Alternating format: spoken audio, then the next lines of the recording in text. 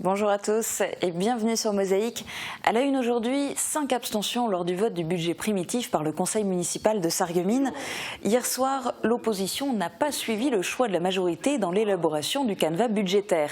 Les taux d'emprunt sont bas et le socialiste Jean-Philippe Schwartz voudrait accélérer les projets. Prudence, lui répond le député maire, qui préfère voir encore fondre la dette de la ville et augmenter la capacité d'autofinancement. On y revient plus en détail dans le JT, mais d'abord, le sommaire complet de cette émission. Au programme aujourd'hui sur Mosaïque, retour sur le conseil municipal qui s'est déroulé hier soir à Sarreguemines avec notamment le vote du budget primitif à l'ordre du jour. De savants calculs pour assurer la réussite de la ville et maintenir le lien social. Apprendre à voyager en toute sécurité dans un car ou encore l'évacuer en cas de danger, exercice grandeur nature pour les écoliers de Neufgrange. Les poissons d'avril se pêchent avec de vrais cannes à pêche dans le ruisseau qui traverse le jardin des faïenciers. La petite histoire du jour vous raconte la transmission du plat au Brésil, recette brésilienne qui sent bon le plat. Daisy Vicker prépare des Kartoffelkisches. Même thème, même langue, la joyeuse équipe de Plate-Bande évoque les régimes végétariens.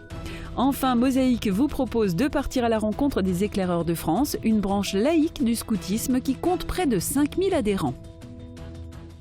Il y a 4 ans, jour pour jour, la halle Cernam était en plein travaux. Mosaïque avait filmé ce gros chantier sarregueminois. Replay. Où que vous soyez, restez connecté avec votre entreprise. Pour les pros, la solution c'est le cloud ID Réseau. La toiture et le terrassement sont terminés et les ouvriers s'attaquent au réseau intérieur.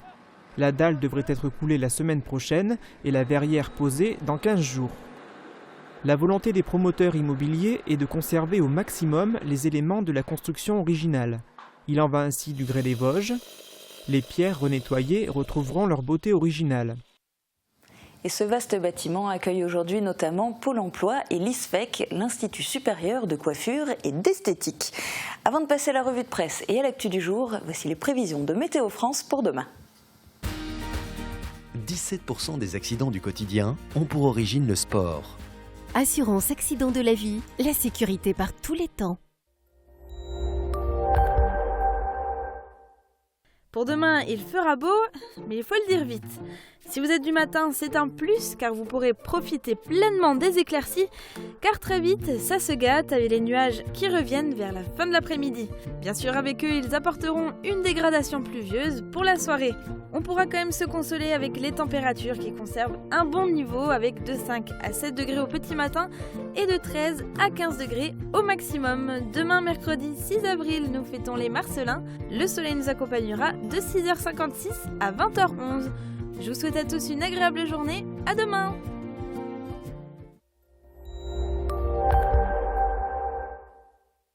Je parraine un ami et tout le monde y gagne. Mon filleul, ma banque et moi. Au Crédit Mutuel, un client satisfait rayonne. Je vous propose maintenant de jeter un œil au RL. Gros titre sur Grand Est, avec une caricature en première page pour illustrer le nom choisi par 75% des votants. Le RL s'interroge sur le futur nom des habitants de cette nouvelle région. Et le RL va-t-il continuer à s'appeler Républicain Lorrain ? Un salon de coiffure à 1 € fait la une du cahier régional de Forbach. Dans le quartier du Kreuzberg, Rosie Campanella cède son fonds de commerce pour 1 € symbolique en prévision de son prochain déménagement en mai, histoire de ne pas payer 2 loyers jusqu'en septembre, date de la fin de son bail de 750 € mensuels. En page locale de l'édition de Sarreguemines, 32 pilotes de voltige indoor seront à Sarreguemines samedi et dimanche pour disputer la finale du championnat de France. La caméra de Mosaïque sera bien sûr présente pour filmer l'événement. En attendant, voici l'actu d'aujourd'hui.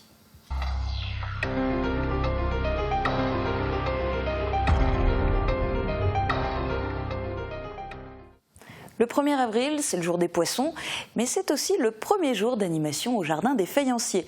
Une journée dédiée aux plus jeunes, au cours de laquelle ils ont pu pêcher des poissons d'avril dans le ruisseau traversant le jardin. Et pas seulement des poissons. Reportage de Thomas Drouin. Pourquoi il fallait faire attention pour que ce soit plus facile? Au fil, fallait pas qu'il bouge. Fallait rester un peu immobile et pas le faire bouger.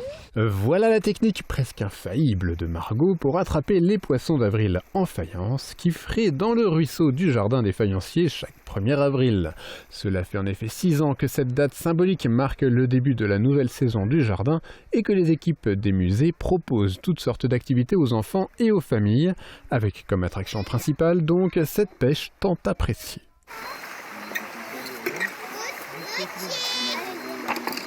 La journée est organisée comme une invitation aux plus jeunes et à leurs parents à reprendre possession du jardin et à se le réapproprier. Cette année, ce sont 378 enfants qui en ont parcouru les allées d'activité en activité. Aux côtés de la pêche, on retrouve de nombreux autres ateliers, du jardinage proposé par les services des espaces verts de la ville, du théâtre japonais et la fabrication de chapeaux proposés par la médiathèque, les inévitables grands jeux en bois de la ludothèque et d'autres activités d'ichtyologie avec notamment la réalisation de poissons en origami. L'an prochain, le 1er avril tombera un samedi, les musées de Sarreguemines se préparent donc déjà pour une journée entière d'animation. Et toujours avec des poissons puisque la date ne change pas, c'est toujours le 1er avril et que le 1er avril est consacré aux poissons d'avril. Et prochain grand rendez-vous au Jardin des Faïenciers, la 6e édition du marché aux plantes et aux pots, marché qui se déroulera dimanche 17 avril de 10h à 18h avec 45 exposants cette année. Mais revenons aux enfants, il y a ceux qui pêchent des poissons d'avril et ceux qui apprennent le b.a.-ba de la sécurité dans les transports. Chaque jour, 2500 transports d'élèves sont gérés au sein de la casque et autant de risques d'accidents. Pour les éviter, l'ADATEP, l'association départementale pour l'amélioration des transports éducatifs de l'enseignement public, propose des interventions dans les établissements scolaires. À Neufgrange, les élèves de l'école élémentaire se sont investis dans les exercices d'évacuation. Reportage de Marie Lorenz et Guillaume Dumontail. Il faisait nuit, c'était au mois de janvier. Et il est tombé sous la roue du car, le car à 1 km/h ou à 2 km/h avancé. Il n'a pas passé entièrement par-dessus, mais il a écrasé la cage, morte sur le coup. Le ton est donné. Marc Sitterlé, membre et animateur de l'association départementale pour l'amélioration des transports éducatifs de l'enseignement public, a donné ses recommandations à 38 élèves de l'école élémentaire de Neufgrange. La moitié d'entre eux prennent le car pour se rendre à l'école, mais ils ne respectent pas toujours les consignes de sécurité. Les causes d'accidents, elles sont multiples. C'est toujours au moment où on s'y attend le moins quand ça arrive. Mais on n'est pas sans savoir que les enfants, ils pensent toujours à beaucoup de choses, sauf à leur sécurité. Alors il y a des règles à respecter, comme je l'avais dit en salle. Et en respectant ces règles, on essayera d'éviter au maximum les accidents. Pour les sensibiliser au danger, les membres de l'ADATEP ont d'abord donné une séance d'information pour leur rappeler les différentes consignes à respecter avant de monter dans le car, mais aussi pendant le transport. Un film préventif a ensuite été projeté pour faire prendre conscience aux élèves qu'il faut être vigilant à chaque instant, car le danger peut être partout. Et la voiture n'a pas vu Hugo traverser la route juste devant le car. Elle n'a pas pu l'éviter. À notre demande, ils interviennent soit dans les écoles primaires, soit dans les collèges pour ces opérations de sensibilisation. Ça peut émaner d'une demande de la commune aussi. Voilà, donc ponctuellement, on intervient dans les écoles. Nous l'avons fait par le passé à Remelfin, l'école primaire de Remelfin, et également à l'école primaire de Kalhausen. Place ensuite à l'exercice pratique. Les écoliers sont montés dans leur car pendant que les encadrants vérifient que les règles sont bien respectées. Après les dernières recommandations de l'animateur, le car est fermé et au signal, les élèves doivent évacuer rapidement. Les jeunes ont désormais pris conscience du danger et ont bien retenu les consignes énoncées dans la matinée. Il ne faut pas se bousculer les uns les autres parce que sinon on peut faire tomber quelqu'un pour qu'il y ait un accident. Dans le bus, il ne faut jamais mettre son sac dans l'allée, il faut toujours le mettre en dessous du siège. Le bus, on ne se lève pas, sinon si le bus freine, on peut tomber dans l'allée et on peut se faire très mal. À l'arrêt du bus, avant de se détacher, il faut bien attendre que le bus se soit arrêté. L'ANATEP a recensé environ 70 accidents de cars scolaires entre 2009 et 2011 en France. Il est donc important de continuer cette sensibilisation dans d'autres établissements de la Moselle. Longue séance hier soir lors du conseil municipal de Sarreguemines. Beaucoup d'explications, beaucoup de chiffres. Alors on va essayer de faire simple et court. La séance a débuté par la présentation et le vote du compte administratif. C'est en quelque sorte le bilan de l'exercice 2015. Jean Birkel était sur place. Donc je voulais simplement... C'est un conseil municipal d'apparence clairsemée qui débute la séance. Et tandis que les retardataires arrivent au compte-gouttes, Jean-Marc Schwartz, l'adjoint aux finances, présente le compte administratif de l'exercice passé. Les élus de Sarreguemines ont pris l'habitude de présenter le compte administratif et le budget primitif consécutivement lors d'une même séance pour rendre plus lisible l'élaboration des grands équilibres budgétaires. Le contexte général. Contexte général qui, de l'exercice 2015, à l'instar de ce qui s'était un petit peu produit les dernières années, c'est une poursuite à la diminution des dotations de l'État. Malgré cette diminution des dotations de l'État au titre de la DGF, eh bien, nous avons souhaité maintenir une capacité d'investissement forte et qui s'est traduite notamment, et on verra tout à l'heure par quelques exemples, notamment par la poursuite des espaces partagés. 2015 a une fois encore été une année de travaux. Il faut rappeler que Sarreguemines compte près d'une centaine de kilomètres de routes qu'il faut entretenir. Lors de l'exercice passé, la ville a investi plus de 1,2 million d'euros dans les travaux, soit 16% des dépenses réelles d'investissement. L'adjoint aux finances rappelle qu'en parallèle, les impôts sur les ménages n'ont pas augmenté et que l'endettement de la ville a continué de baisser. Endettement qui atteint 1 256 euros par habitant en 2015 contre 1 690 euros en 2007. Le résultat de l'exercice 2015 est excédentaire, plus de 3 147 000 euros.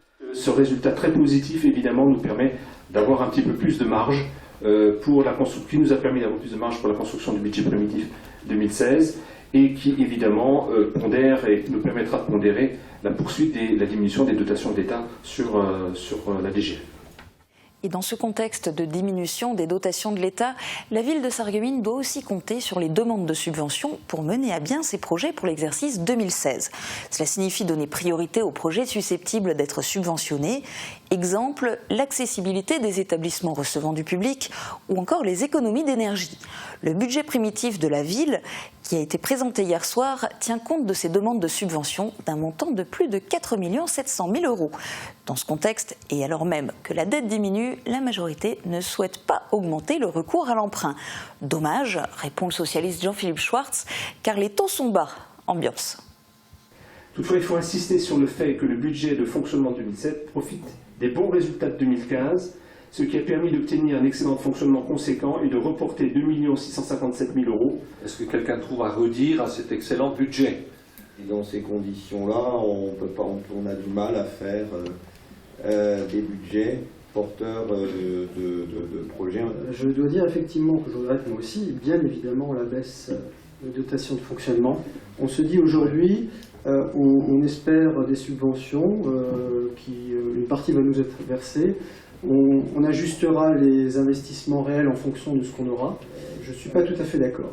Parce qu'aujourd'hui, le coût de l'argent est très bas.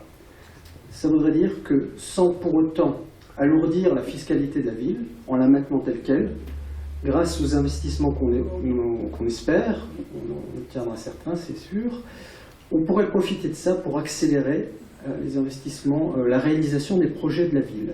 C'est vrai qu'on a envie de dire les taux sont bas, c'est comme le particulier construit parce que c'est des taux bas, mais dans le même temps, notre charge financière, donc les intérêts qu'on a dans le fonctionnement, sont quand même encore élevés. Et faire baisser cela en diminuant l'emprunt ou en le maîtrisant, nous permettra de dégager des marges. L'investissement consenti par la collectivité et le total à prendre en compte entre ce qu'investit la ville et la communauté d'agglomération. Le budget que vous proposez, je ne dis pas qu'il est mauvais. Je pense que c'est un projet intéressant, simplement j'aurais souhaité autant de responsabilités, mais un peu plus d'ambition. Sur le budget général, des oppositions, des abstentions, 5 abstentions. Et avant ce vote du budget primitif, le conseil municipal a été appelé à voter des demandes de subventions d'investissement à l'État au titre du soutien à l'investissement local. Outre l'accessibilité ou les travaux de rénovation thermique, ces demandes de subventions concernent des aménagements urbains, place du marché et rue de la Paix au centre-ville, la création de la maison des arboriculteurs à Neunkirch, la création d'un terrain de foot synthétique à Beau-Soleil. Dans un instant, on part à la rencontre des scouts laïcs, les éclaireurs de France, et on parle de cuisine en plate, y compris en version brésilienne.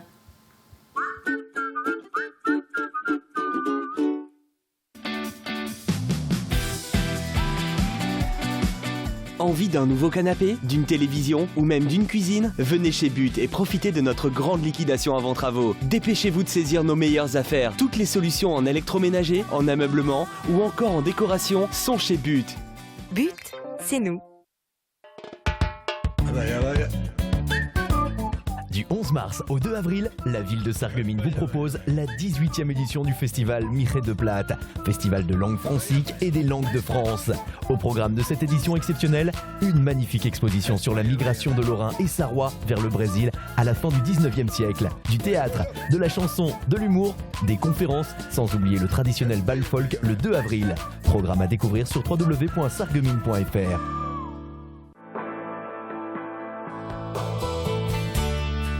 Quand on comprend de moins en moins bien, on finit par se couper du monde. Réagissez et testez votre audition gratuitement à la passion de l'audition. Ensemble, trouvons la meilleure solution pour la meilleure audition.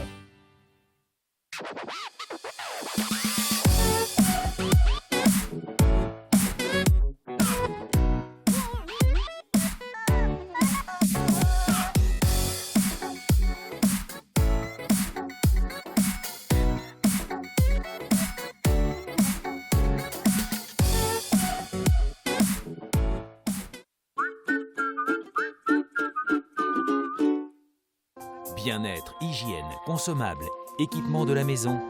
AVS Médical, notre métier, vous accompagner. 20e journée de championnat samedi pour le Sarreguemines FC. Les faïenciers reçoivent les Alsaciens de Schildikheim, une équipe battue à l'extérieur en championnat puis en Coupe de France à l'automne. Des points à prendre, mais rien n'est joué d'avance. Plus de sport, c'est en direct samedi à 18h sur Mosaïque. Dans la petite histoire du jour, rencontre avec Daisy Vicker, une brésilienne platophone que vous avez déjà pu rencontrer lors du festival Miré de Plate. Elle nous parle de son travail autour de la transmission du plate au Brésil. Baptême, mariage, communion, faites le plein d'idées chez Festividé. Festividé, Festividé, des idées toutes faites.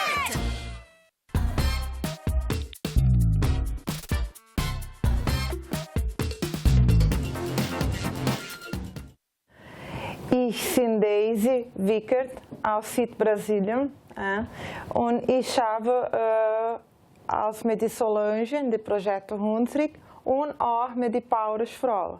Wir machen Rezept mit Kartoffeln, wir tun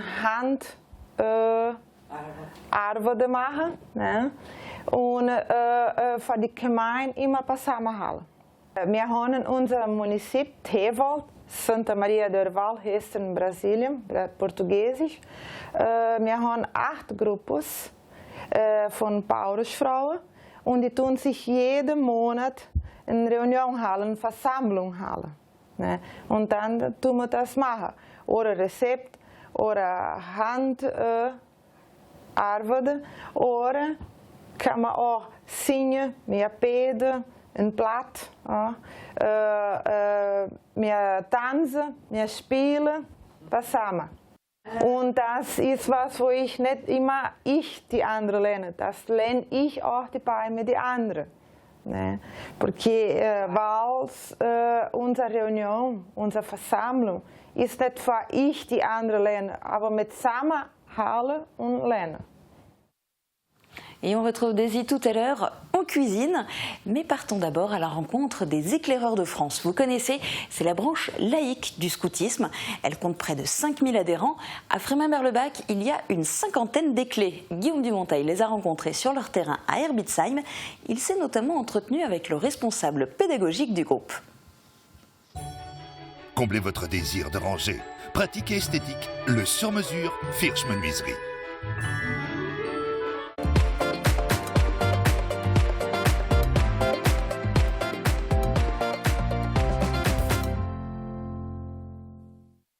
Les éclaireuses et éclaireurs de France, c'est l'association laïque du scoutisme français. Il y a 5 associations de scoutisme dans le scoutisme français, les catholiques, les unionistes donc, qui sont protestants, les musulmans, les israélites et nous qui sommes laïcs. Le but des 5 assos et de la nôtre en particulier, c'est de faire en sorte que les jeunes deviennent des citoyens actifs, engagés, qui militent pour l'environnement par exemple, qui soient solidaires, que les jeunes apprennent à respecter un certain nombre de valeurs, d'entraide, de coopération. Alors, pour trouver une patate, ils apprennent des techniques, par exemple, comme aujourd'hui c'est le cas, faire du feu, ou faire des nœuds, ou construire quelque chose. Mais ils apprennent aussi beaucoup plus simplement à vivre ensemble, à s'écouter, à prendre des responsabilités, à prendre la parole. On a régulièrement des conseils où chacun peut s'exprimer, et donc chacun peut donner son avis. Du coup, on apprend à tenir compte de l'avis des autres et à prendre des décisions ensemble. On accueille les jeunes à partir de 6 ans. De 6 à 8 ans, ils sont chez les lutins. De 8 à 11 ans, chez les louveteaux. À partir de 11 ans, c'est les éclaireurs. Et au-delà de 15 ans, c'est les aînés. Et donc, il y a des activités et une pédagogie adaptée à chaque tranche d'âge. On se rencontre en général de 2 à 3 fois par mois pour des activités, soit ici sur notre terrain d'Herbitsheim, soit ailleurs. Ça peut être à notre local de Frémin-Merlebach ou à d'autres endroits selon les projets en cours. On se rencontre tout au long de l'année, de septembre à juin. On a des activités donc soit d'une après-midi, soit d'une journée complète comme aujourd'hui, soit des week-ends complets où en automne et au printemps on campe et en hiver on dort en général dans un chalet. Et pour l'été, on part 2 semaines pour les plus petits, 3 semaines pour les plus grands. Donc en camp d'été, et c'est l'aboutissement du projet d'année. 3 destinations sont prévues cet été en fonction des tranches d'âge, en Forêt-Noire, au bord du Danube et à Paris. Alors vous venez de voir ces jeunes scouts apprendre notamment à éplucher des pommes de terre. La transition est du coup toute trouvée pour enchaîner avec la recette du jour. Vous connaissez tous les fameux Krumme-Kästle, les galettes de pommes de terre, recette traditionnelle de notre région. Mais savez-vous qu'au Brésil aussi on les fait, on les appelle là-bas les Kartoffelkichelcher. Et c'est Daisy Vicker qui nous les prépare. Le conseil, le choix, la pause, les meilleurs tarifs. Avec Agifermeture, vos portes et fenêtres ensoleillent votre maison.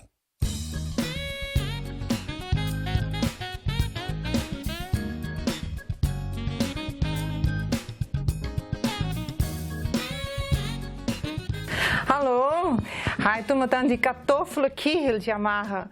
Das ist von Santa Maria del Val, von Südbrasilien, das größte und was das meiste gemacht wird.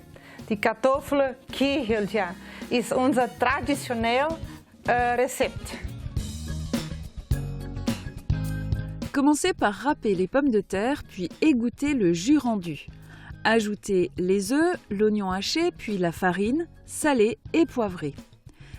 Mélangez et ajoutez aussi le bacon en petits morceaux et enfin le persil haché. Faites chauffer de l'huile dans une sauteuse et plongez-y l'équivalent d'une cuillère à soupe de pâte de façon à former de petits coussinets. Laissez-les dorer sur chaque face, puis dégustez-les chauds avec l'accompagnement que vous voudrez.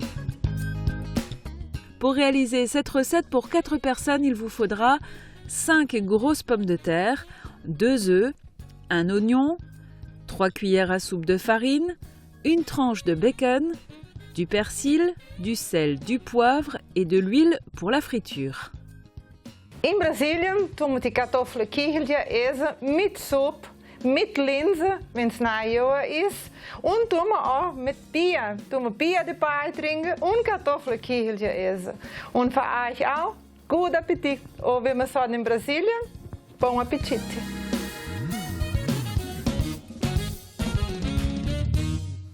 Une recette que vous pouvez aussi faire en version végétarienne, comme le souhaiterait sans doute la joyeuse équipe de Plate-Bande, en tout cas aujourd'hui, puisque le régime végétarien est au cœur de leur discussion.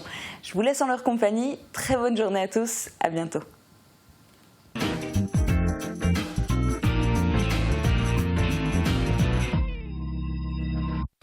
Unsere Sendung Plattband. Also heute geht es Vegetarier. Die, wo kein Fleisch essen, nur junges Gemüse. Voilà. Eier und Milch. Ja. Eier und Milch, kein Fisch, kein Fleisch. Auf jeden Fall, da gibt es keinen Hudel mit Fleisch und kein Zeug mit der Grippe aviaire, gell, Martin? Ja, mit der Grippe aviaire, gell. Da war auch ein Leb, ein Wolf und ein Hingel, ein Pulli. Die haben da miteinander geredet, gell. Dann hat der Wolf gesagt, oh, wenn ich krieg so... Ja, so. Ja, richtig. Und er hat die ganze Weile gekriegt noch Angst, gell. Der Leb sagt, und der Leb sagt, wenn ich brill, der ganze Savanne kriegt Angst, die zittern. Und dann sagt der Pulli, oh, wenn ich nur einmal nies, dann hat die ganze Planet Angst. Also ich habe mich für vegetarisch, also als was vegetarisch ist, interessiert, weil ich habe gedacht, das ist gut für meine Figur. Dann nehme ich ein bisschen ab, wenn ich nur noch Gemüse esse, gell? Also voilà. Das Problem ist, Sebastian, vegetarisch will, hast du kein Fleisch und kein Fisch, aber da kannst du Schokolade essen, Pudding, Schlagsahne, Nudeln mit Käse, Macaroni, alles was du willst. Ich habe nicht abgenommen. Apropos Schokolade. Ich muss jetzt etwas die Zuschauer und die Zuhörer verraten. Die letzte Woche habe ich ja unsere Mädchen, unsere Buben, Schokolade, Osterhas verschenkt. Ja. Kaum war die Sendung fertig, hat Martin schon seine Osterhas gegessen. So etwas habe ich jetzt noch nicht erlebt. Ein Martin. Ja, die Ohren, die waren so appetitlich. Ja, und das habe ich jetzt noch nicht erlebt. Voilà, der Has furzt sich. Voilà. Das war ja immer so kleiner. Pardon, das soll ich jetzt erzählen. Pardon, Susanne, also, ich soll nicht da Martin hat er vorher von Krankheiten erzählt und so. Da war mal ein Mann krank, ja, gell? Ja, der ist krank geworden. Hat nicht richtig ein Regime gemacht, gell? Dann ist er heimgekommen und dann war der krank, es war ihm nicht gut. Und dann hat gesagt seine Frau, hol 2 Aspirin und leg dich ins Bett. Ja, der macht das, gell? Und da leider Gottes liegt er tot im Bett, gell? Und dann ruft sie den Doktor an, ja, was hat er dann gemacht? Er schon um 2 Aspirine gegeben, dass er mal gut schwitzt, dass der ganze Dreck rauskommt vom Körper, gell? Gut schwitzt, gut schwitzt.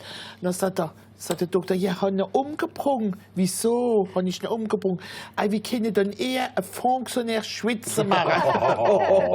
Ja, der Mann war Funktionär, gell? Ja, das muss man dazu sagen. Ne? Ja. Also du hast mit uns, gell? Ja. Aber wenn man von vegetarisch redet, da ist ja es halt Menschen, die sind nie vegetarisch, das sind die Kannibalen, gell? Ah, ja. Und da war mal ein Kannibale, Papa mit seinem Kannibalen-Sohn, die sind da draußen rumspaziert und dann sind sie da eine schöne, dicke, gut muckelige Frau. Und dann sagt der Kleine, Papa, die gehen wir jetzt essen, gell? Und dann sagt er, nee, mein Sohn, die ist viel zu muckeltisch, wenn wir die essen, dann kriegen wir Cholesterol. Und dann sind sie da eine ganz dünne Frau, nur mit Hut und Knochen. Und dann sagt der Kleine wieder, oh Papa, die gehen wir aber jetzt essen, gell? Und dann sagt er, nee, die hat ja nur mit Hut und Knochen, da kriegen wir nur mit Zähnweh mit der da. Und dann treffen sie Annie Martin, also wie gemalt aus dem Bild, aus dem Buch. Und dann sagt der Kleine wieder, oh Papa, essen wir die jetzt? Und dann sagt der Papa, nee, komm, wir gehen heim, dann essen wir die Mama und die da, die behalten wir. Das ist doch vielmäßig. Der hat so einen Fressen gern gehabt. Ja, also ich fand sich zum Fressen gern.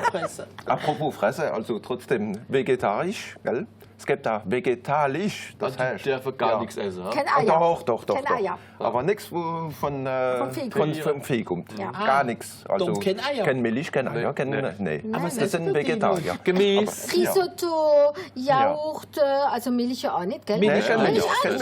Nee. Sojamilch dann? Gemüse, Kringemüse. Ja, Kringemüse, Suppe.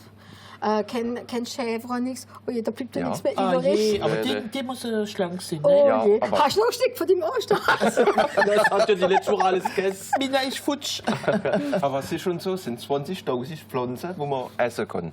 Also sind Pflanzen genug, normalerweise. Aber 90% von den Pflanzen machen aus, als man erst nur 20%, 20 Sorten. Ja. Also was fit hält, ist, wie sagen wir, Marsch, gell?